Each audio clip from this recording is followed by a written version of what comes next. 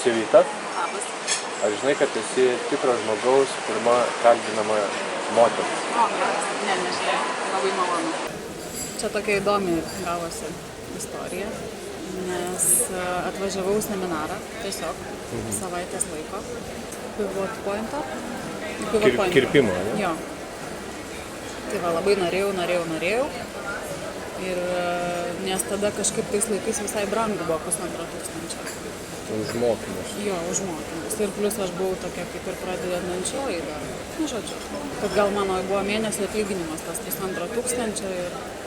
Nu tai va, tai aš atvažiavau. Ir savininkė, Diana Kinderienė tuo metu. Tiesiog kažkaip kaip gavosi natūraliai, kad gal man pasiūlė ir aš apsisprendžiau, kad reikia bandyti. O tai prieš tai Raseiniuose, kai gyvenai, jau pradėjai kirpti ar ne? Jo, aš prieš tai dirbau Šiauliuose.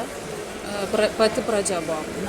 Ten baigiau ir tada dirbau Šiauliuose, po to gimė mano pirma dukra ir aš grįžau atgal į Raseinius, nes kaip ir galvoju pertrauką, nu žodžiu, kažkaip taip. Planavau likti grįžti ten atgal. Bet atsidarė ten naujas salonas ir pasiūlė man tiesiog. Ir aš galvoju, nu vat gal reikia taip tiesiog, kad išeiti iš namų, prasiblaškyti ir aš ten po biškį gal padirbsiu, o po to jau kažką tai galvosiu. Tas po biškį gavosi labai greitai pilnas krūvis ir, žodžiu, kažkaip labai greitai viskas pasisūkė. O kaip nusprendėjai kirpti? Kada pirmą kartą žirklės į rankas paėmė? Pirmą kartą tai turbūt jau kai mokiausi, bet jau aš apsisprendus buvau, žinau, tikrai kokioj 7 klasėje, tai 100% žinojau, ką aš mokysiuosi.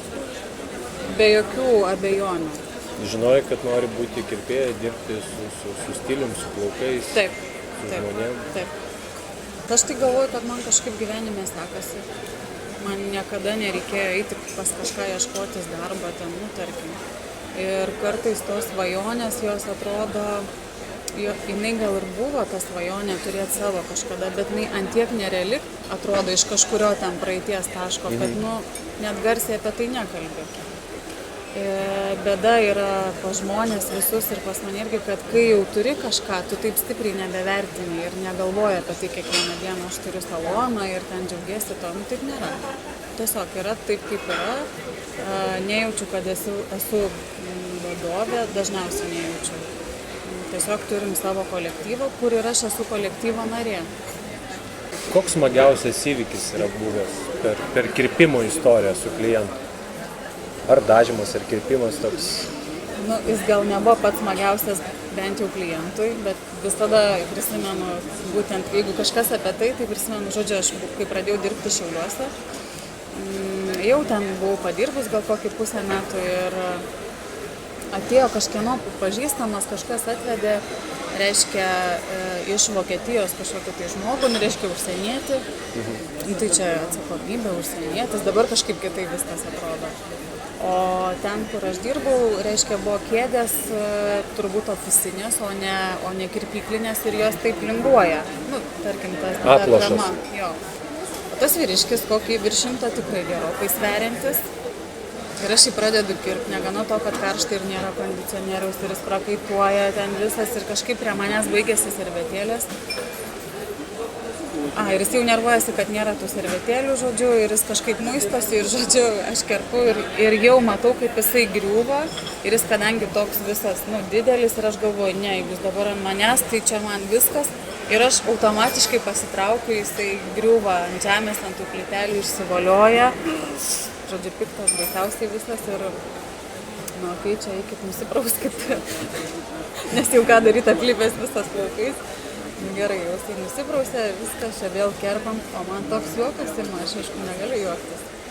Bet jau čia šiaip netaip susikaupiu dirbu ir vėl jisai prakaituoja visas ir tų servetėlių, reiškia, jam prireikia ir aš nueinu paimti tų servetėlių ir aš girdžiu, kaip jisai dar kartą ant tų plytelių plojasi. Žodžiu, jis tada buvo labai piktas ir sakė, aš jūs apskusiu kur nors ir kas čia ir jis, aišku, tada sako, čia ne kirpyklinės kėdės ir tai va. Ir baigėsi tuom, kad nupirko kėdes naujas geras. Koks pačios būtų patarimas žmogui, kuris, tarkim, mąsto, galvoja tapti kirpėjai. Bet jeigu dabar sugrįžtum atgal, kaip prisimintum save ir su patirtim, kurią turi šiuo metu, ką patartum žmogui? Teko tokį patarimą duoti. Buvo tokia mano klientė, jinai nuo jaunos mergaitės iki, ta prasme, gal kokiai 5 klasėje pradėjo kirptis ir atėjo 12 ir, žodžiu, labai miela ir jinai labai domėdavosi tuo, kirpimais, ta prasme, dažniais. Ir jinai manęs paklausė, sako, ką jūs manot, reiškia, noriu būti kirpėja ir atseit aš ją kažkaip įkvėpiau ir kaip tai, ką aš manau apie tai.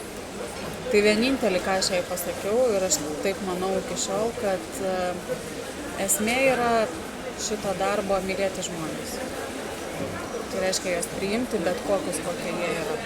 Viskas.